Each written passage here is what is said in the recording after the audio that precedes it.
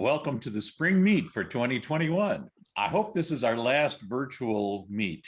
Um, Fingers crossed.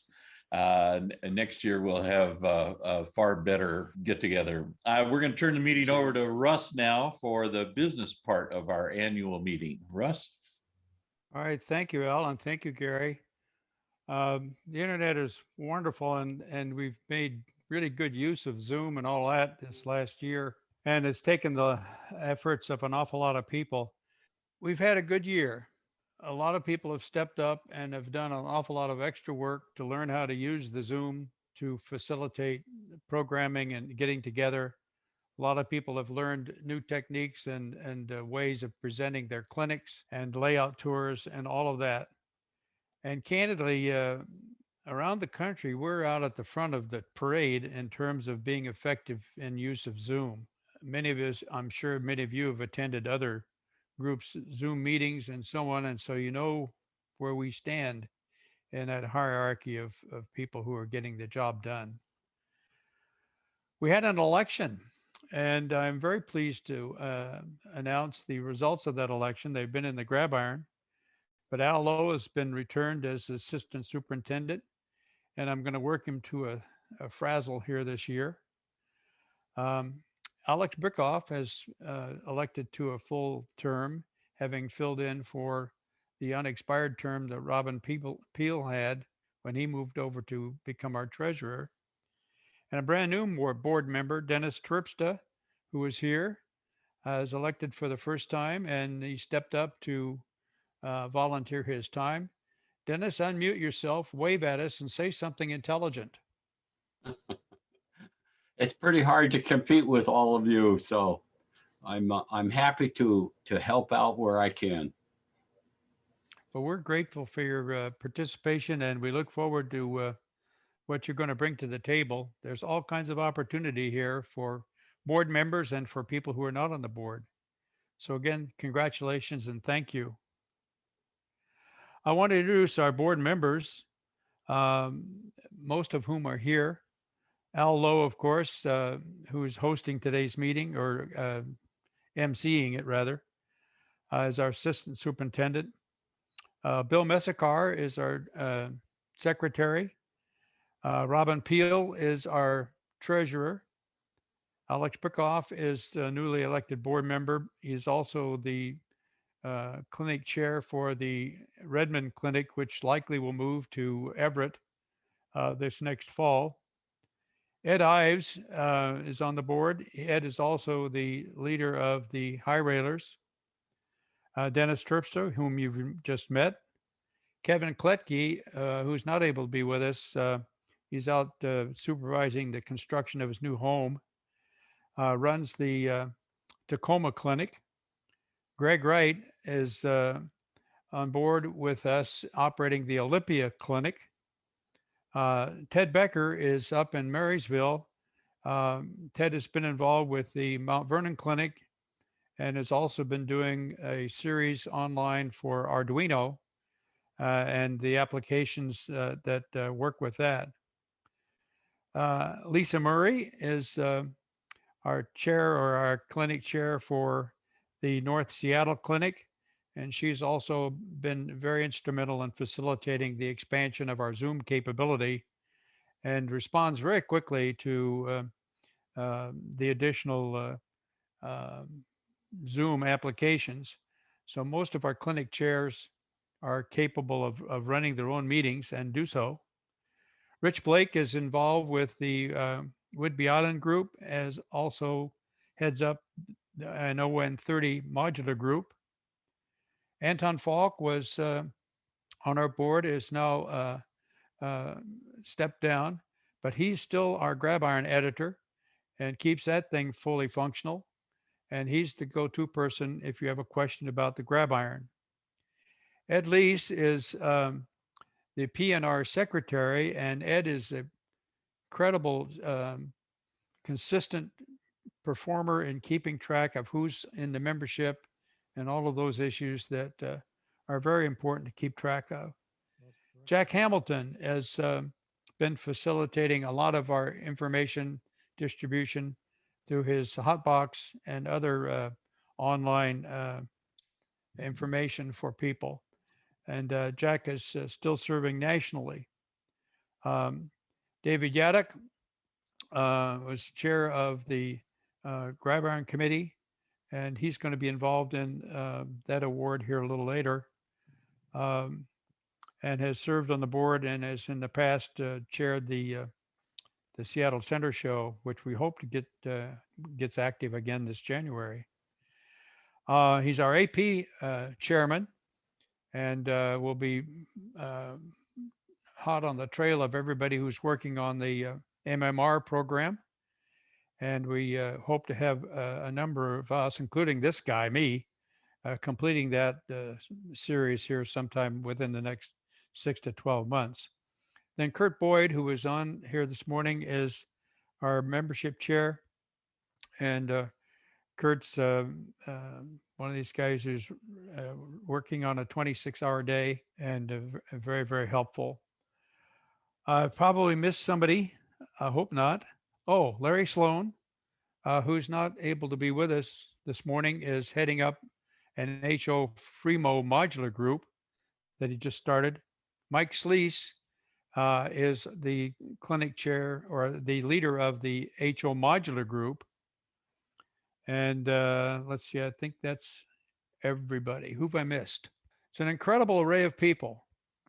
And I thank each one of you for your willingness to share some time and your expertise with all of us in the hobby. People often ask the question, well, why do I want to be a member of the NMRA? Well, without an organization, we'd not have this type of a collection of skilled people kind of keep us all together and to get better in the hobby. We are the NMRA. So remember your role in perpetuating the hobby, making it more fun for more people. We'll have a whole lot of opportunity here this fall as we see some opportunities to get together face to face. Look forward to some of the open houses and the swap meets. Everybody's got a stash of stuff they've been storing up ready to take to swap meets. So we'll see how that works. Byron Osborne's here, who's the leader of the group down at the Boeing Club. I don't know if there's any updated word on yet on the potential of a swap meet this fall, but stand by for information on that. It might pop up at on relatively short notice. But everybody, I think, is all tuned in.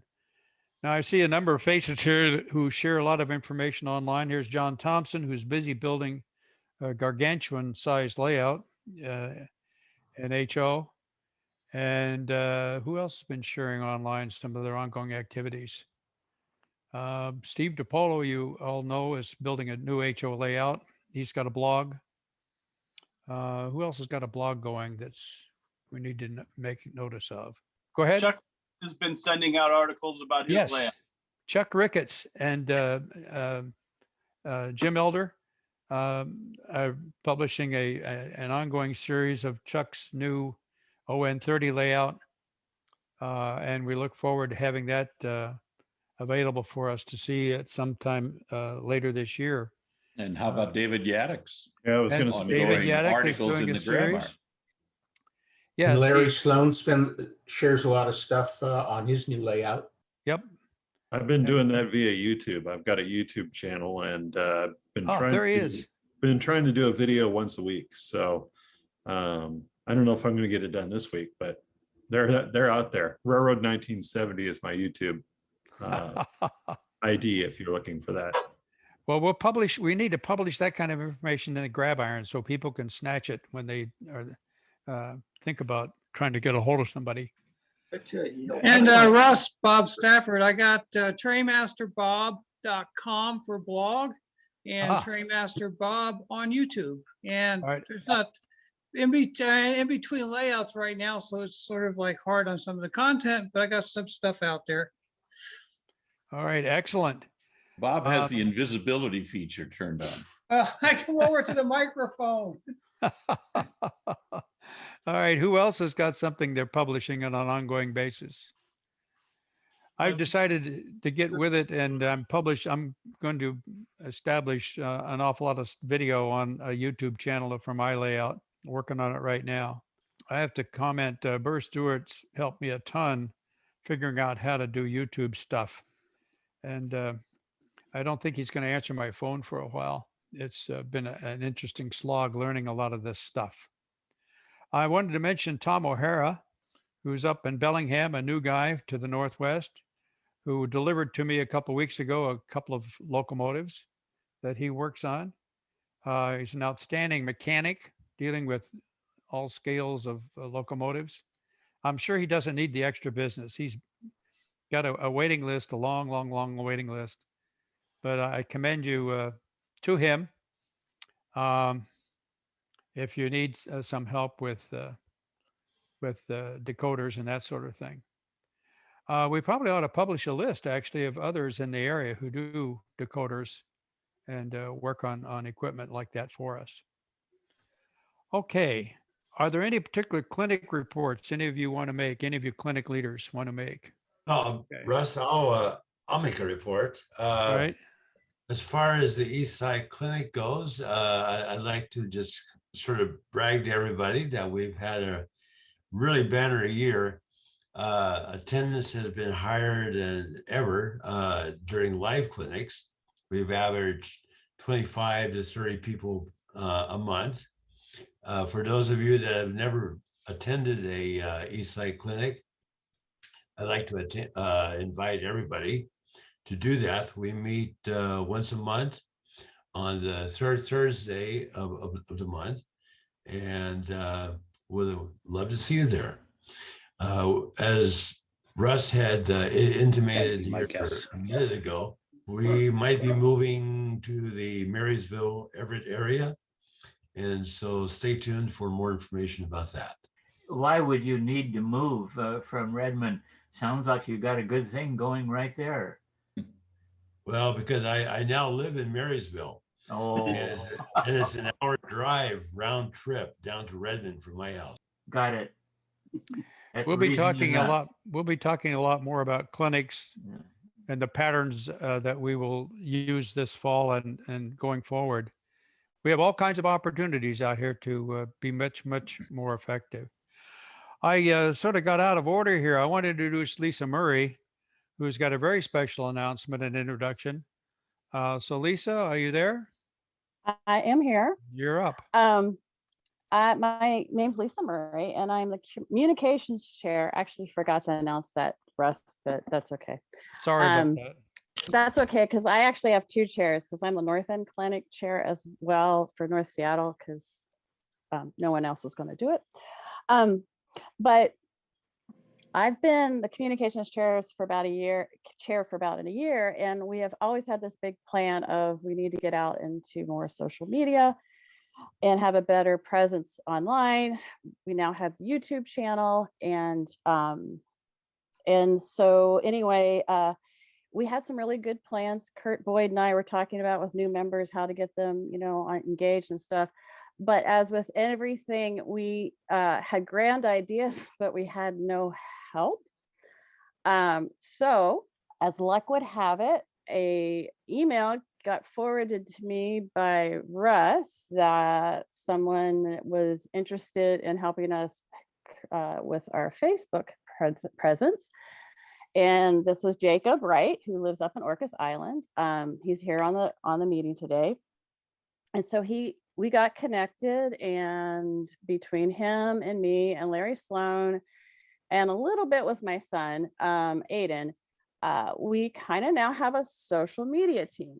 We aren't going to have any grand plans and announcements of major rollouts. We're going to slowly start rolling things out. I'm not going to commit to anything, but Jacob has worked really hard to put together a new Facebook group for the 4th Division. But I just want to let you know that now that we have some people who are willing to design and maintain our social media presence, we're going to start looking more into Instagram. We have a Twitter account, but the last time someone tweeted, it was 2015. So that's a little bit outdated. But if you're interested in helping, just send me an email at communications@4dpnr.com, and we'll have a social media team. You can be part of that. All right. Well, thanks again. Russ, I think you have some awards to present. Well, I want to turn our attention to a very special part of our program. David Yadak has got a presentation to make. David is last year's recipient of the Golden Grab Iron and chaired the committee that made a selection for this year. So David, are you ready to present? About as ready as I'll ever be. So every year, 3 individuals gather who are the past recipients of the Golden Grab Iron. This year it was me.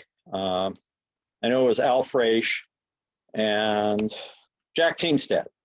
Anyway, we get together and go through all the various individuals in the 4D and look at their contributions to the 4D and to the NMRA, and also to the model railroading community at large. And we pick an individual that tops all the people that are involved in the 4D, and there are a lot of people that are involved in the 4D, but we try and pick one individual that kind of stands out over the past year and previous years.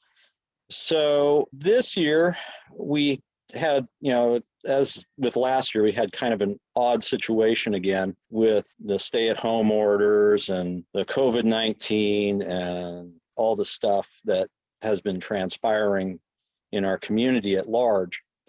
So it was kind of an interesting selection, but a well-deserved selection. And so without further ado, I'm going to announce the name. Burr, you're the lucky guy this year. So congratulations. I think that you have had a very large presence in putting all the electronics together to make our 4th Division function, given all the situations. So well done, well done, well done. Well deserved. So I have a picture of the plaque, but I'm going to try and put it up to the camera just so you can sort of see it. That's the little plaque. And then we also have, I'm going to try and put this close up because it's a pretty big plaque and it's pretty heavy. So here is, I don't know if it can show up that well, but there's your name engraved. And then last but not least is the little write-up and award plaque. I can read off what we compiled here for you, Burr. The 4th Division Pacific Northwest Region for 2021 awards Burr Stewart. For around 30 years, Burr was a lone wolf. Like many of us, he had to divide his time with family needs, work, and other pressing needs. Burr was meticulous in keeping records of his time spent while working on his railroad, and he determined that more hours were needed to move forward. So he enlisted several of his friends to help in the construction. Turning point in Burr's layout construction came in 2018. He began having these Tuesday train day meetings for moving the usual layout projects forward. This allowed all parties involved to learn new things together and sharing of each other's skills and knowledge. This way, Burr was following something that the NMRA promotes. Burr has been interested in operations for quite a few years. He has used his layout as a test bed. In 2010, he became involved with Sound Rails. Of course, COVID-19 caused all the operating and construction meetings to cease. And interestingly, COVID-19 has created a need to move to virtual operations, which Burr is testing on his layout. And this actually allows operators to run trains on Burr's layout without being present at his home. Now, COVID-19 also created a need for the 4th Division to become electronically connected. And this is really critical because, everybody was sort of locked in their basement, so to speak, over the past, year and a half thereabouts. So up until last year, all the division meetings and clinics were held in person, but because of the restrictions placed by Washington State, those types of meetings could not be held. As a group, our division needed a way to come together, but in a safe way. And this is where we feel Burr was instrumental in taking the lead with forming a way to have Zoom meetings and layout tours. This allowed clinics, layout tours, and other division meetings to continue, even though the self-isolation mandates. Bright spot on Zoom meetings allowed individuals from distant points, such as Alaska, anywhere literally in the world, could attend clinics that they normally couldn't attend. Even folks, like I said, from outside the division could sit in a Zoom meeting to further increase their audience. Most layout tours and clinics were recorded and posted to the 4th Division site on YouTube. With this electronic presence, the 4th Division remained connected to its members, as well as other model railroad hobby enthusiasts. Burr is diligently working behind the scenes by editing videos, managing Zoom meetings. He has done yeoman service making all this happen. This work has been like a full-time job for him, so his layout has been sort of put on hold while the need is fulfilled for the 4th Division. Burr is most deserving of this award. So thank you, Burr, and congratulations. Thank you very much, David. It's been great getting to meet you all this year, and I've really enjoyed it. I do want to say that I got the idea from Eric Smith that we could do Zoom meetings, and he's the guy who organizes the OPSIG, the Operations Special Interest Group Zoom meetings, which are held every 2 weeks and are very worth looking into. So when I saw him do that, I thought, well, we could do it here. So it's been great. I also wanted to say you didn't say much about the YouTube channel in that write-up. It's worth, if you haven't checked our YouTube channel, it's worth looking at it. And it would only be there because a number of you volunteered to host your layouts so that we could make a recording of the layout tours. But all of that said, it sure will be great when we can go back to in-person meetings. Yes, definitely. Burr, for those of you who don't know, Burr started hosting or working the YouTube channel for the National Narrow Gauge Convention that we did virtually for the St. Louis group last year. Then he was putting up all of the 4D layout tours on our channel. And that's become a huge reservoir of information for people around the world to view. And Burr and I occasionally will look at the analytics of what's going on with the views of various presentations. And it's amazing. I mean, we're talking about hundreds and thousands of views of many of the layouts and the presentations. So and you find that by going to YouTube and searching for 40 PNR movies. Yeah. Mm-hmm. Well, you don't need the movies. Well, 40 that's right. PNR stuff. In any case, tell your friends about it. Encourage them to get involved with us electronically. It's just an incredible addition to the model road experience. When I heard that this committee had selected Burr, I thought, my goodness, they got this one right. And I have to personally say thank you, Burr, to your help for helping me work through a lot of these issues. And the National Narrow Gauge group that we've created is very much indebted to your diligence and work. He edits the presentations, and I don't know whether any of you know what it takes to edit a video and to take all of the little glitches out. It's a lot of time. I'm not talking about 15, 20 minutes. I'm talking about 2 or 3 hours on some of these or more. And Burr's done this without any complaint and so on.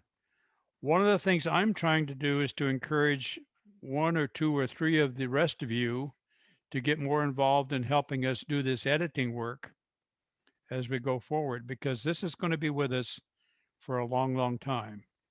It's just another way of sharing your hobby with all of the people out there. So again, Burr, thank you. Job well done. I would like to say also, in just seeing what other regions are doing when I go back, board of directors, that the fourth division is way ahead of any other division in NMRA.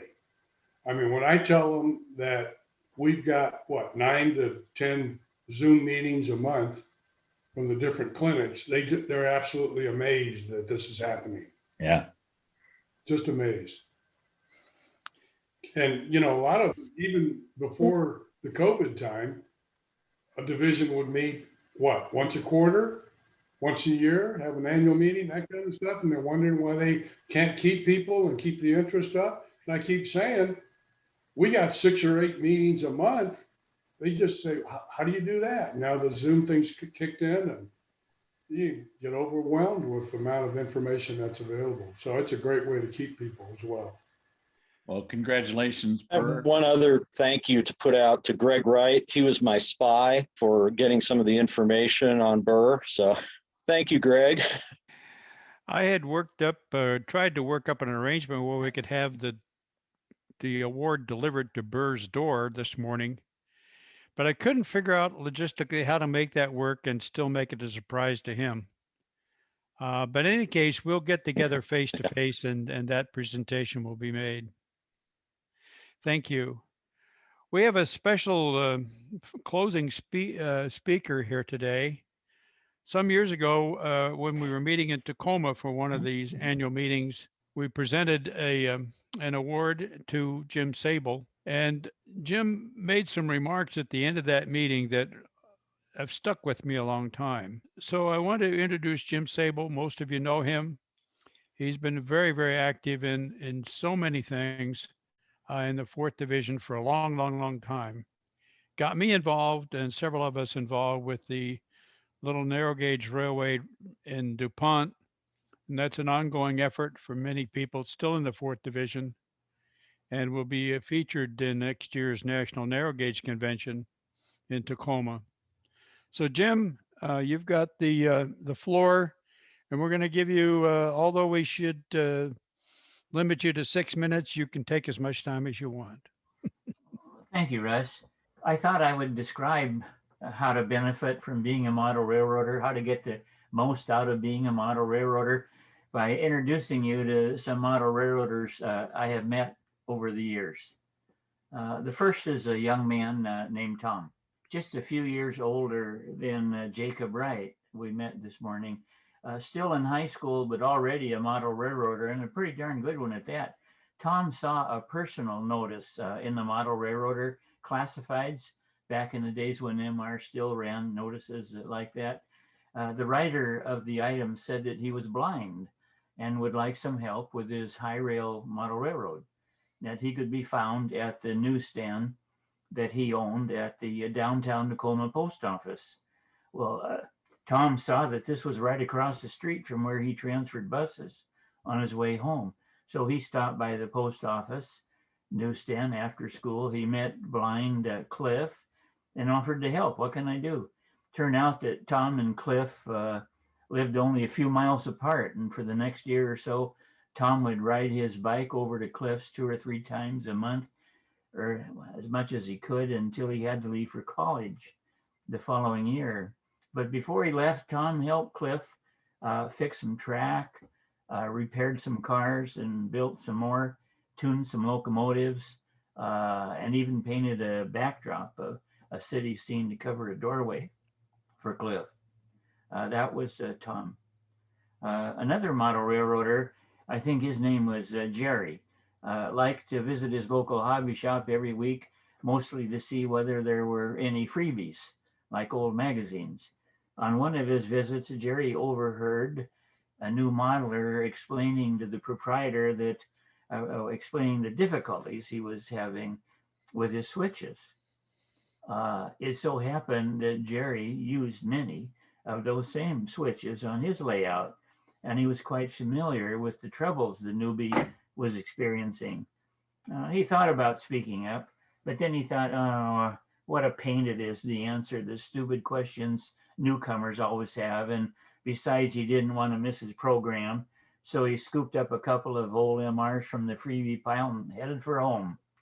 That was Jerry, Tom and Jerry.